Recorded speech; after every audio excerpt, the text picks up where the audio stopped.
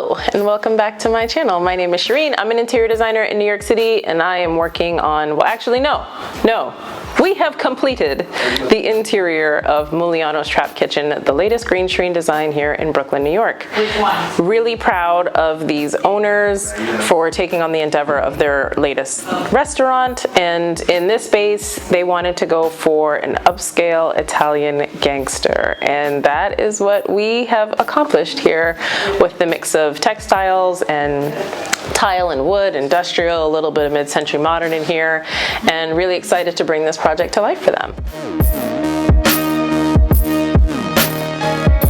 This is the newest addition to the Brooklyn area, and you can spot it from up the block because it looks like nothing else on this street. Right here on 621 Washington Avenue, just between Dean and Pacific, is Muliano's Trap Kitchen.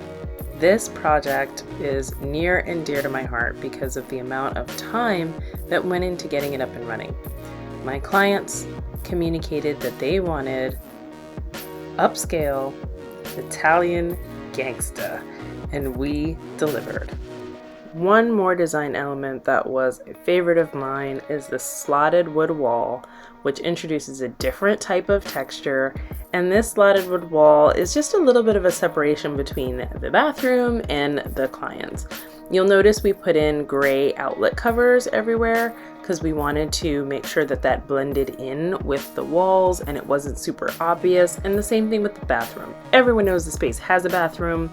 In New York, a lot of the spaces are pretty tight, but we don't want it to be like a flow straight from the bathroom into the restaurant or vice versa.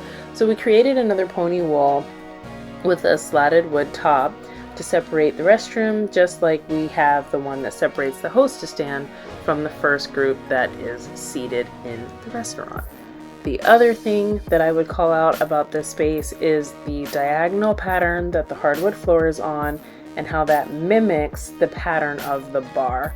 We went with a separate, different type of vinyl planks on the wall behind the television and in the focal point, just to make sure that we can tie in a different type of element.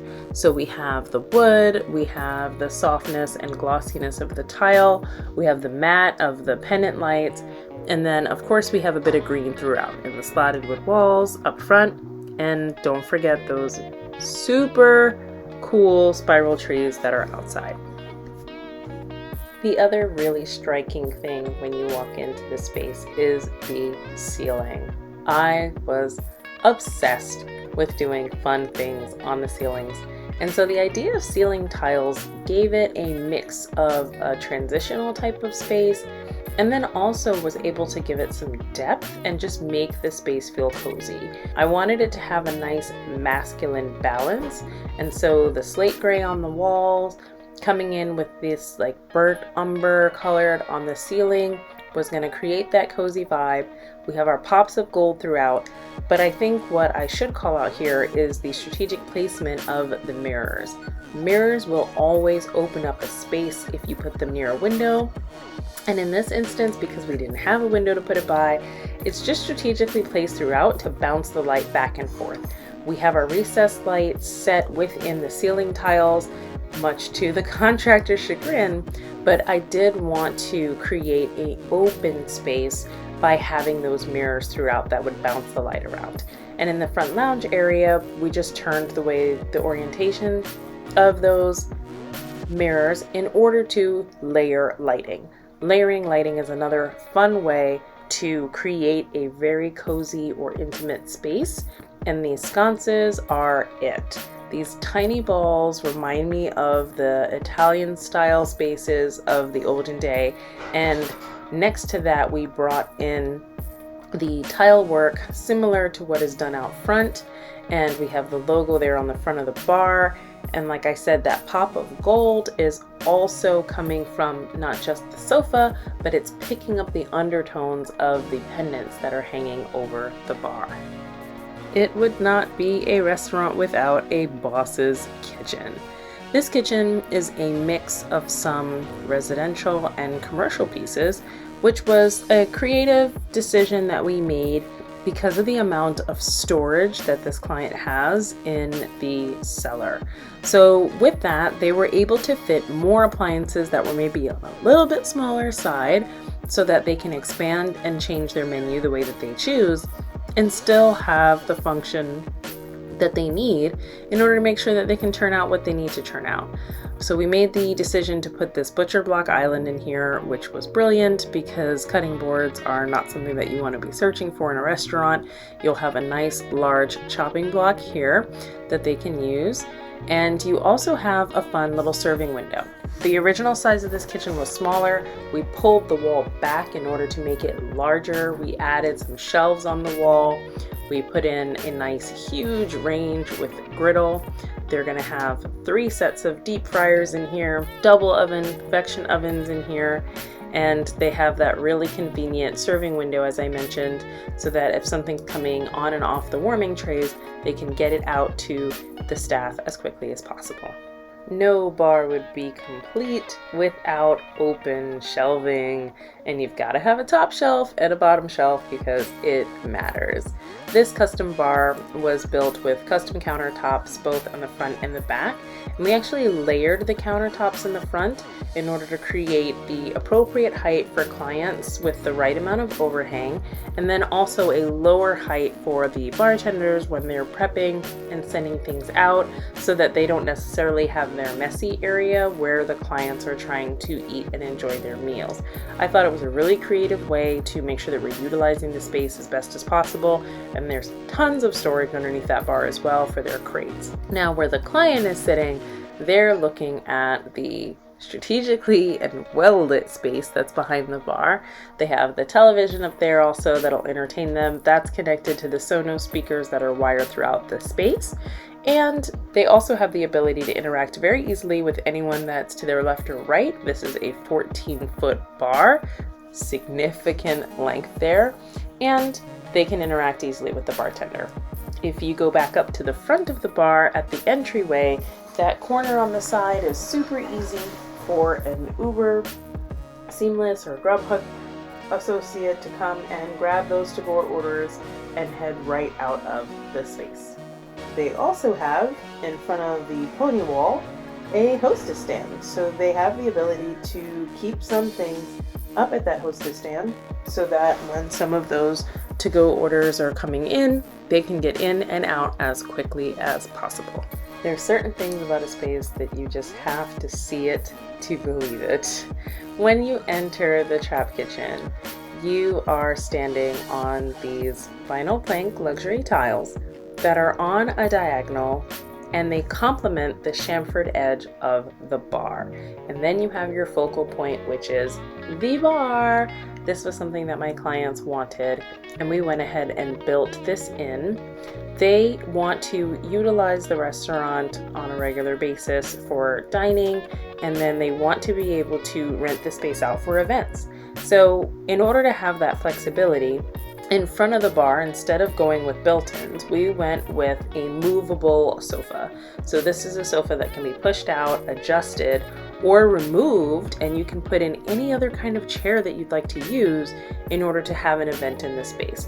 But the sofa that we went with and this pop of gold and this bright color in the space is something that just creates a whole vibe when you enter.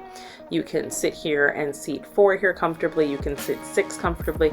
You can also separate those tables as needed and adjust. There's a little space on the side. We currently have it styled with a plant, but you would be able to set up a DJ stand as needed for those events that I was talking about. In every project, I asked for a top 3, and the top 3 for these clients were: number 1, the retro phones in the bathroom; number 2, that logo from Rick Ross on the wall; and number 3, the floors. As soon as I showed them the idea of these transition floors, they were so excited that they could not wait to see how we were going to implement it. And we were able to do not just one transition from the hardwood floors to the tile, but 2 transitions of the tile to concrete on the way out to the outdoor area and also in the client bathroom. As far as the quote, That was something that was near and dear to the client's heart, and we were excited to put it up there and get it in lights. And we just felt like with all of the modern takes in the space, it would have been a nice touch to have that hand painted. And so the same artist that I work with a ton, HeArtful Services, not only did the hand painting in the restroom, but also did the hand painting of the Rick Ross crow that you'll see behind the bar. More about these retro phones in the bathroom. It would have been easy to just look for a wallpaper and throw that up on the wall, but I think that this handprint just really gives a nice quaint feel to a more modern space. We started in this bathroom and it was full tile floor to ceiling, and we ripped that out, totally rebuilt it. And in a space that's small like this, we just wanted to make sure that it was as cohesive as possible. So you'll see a lot of circles representing the way that the dial moves on the phone, and even how the light fixture ties into that and also looks like something that would be a dial on a retro phone. The other parts of the bathroom were something that we wanted to keep kind of out of sight and make sure that it blended in. But we were very thoughtful with those actions. For example, the toilet paper holder has a shelf because everyone is going to the bathroom with a phone these days, and it made sense to have that for people.